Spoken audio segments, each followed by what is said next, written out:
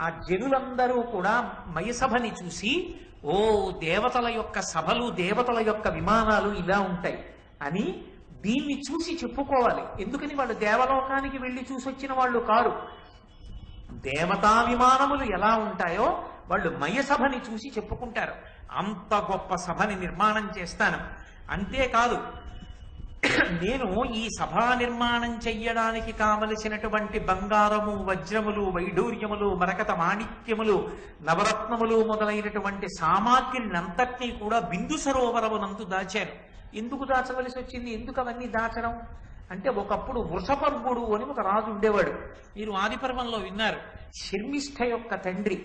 ఆ శర్మిష్ఠకి దేవయానికి వచ్చినటువంటి కలహంలోనే ఆ దేవయానితో కలిసి శుక్రాచార్యుల వారు ఆ రాజ్యాన్ని విడిచిపెట్టి వెళ్ళిపోతాను అంటే వృషపర్వుడు వచ్చి వేడుకుని ఆ శుక్రాచార్యుల వారిని తన రాజ్యంలో ఉంచుకోవడం కోసమని దేవయానికి శర్మిష్ఠని దాసిగా చేశాడు. మీరు ఆదిపర్వంలో విన్నారా కదా. కాబట్టి అటువంటి వృషపర్వుడనేటటువంటి రాజుకి ఒక గొప్ప సభని నిర్మాణం చెయ్యడం కోసమని నేను ఒకానొకప్పుడు సంకల్పం చేసి తత్సంబంధమైనటువంటి రత్నములు, సంభారములనన్నిటినీ బిందు సరోవరంలో దాచి ఉంచాను. ఆ ఒక్క సంభారములను తీసుకొచ్చి మయసభా నిర్మాణం చెయ్యడమే కాదు,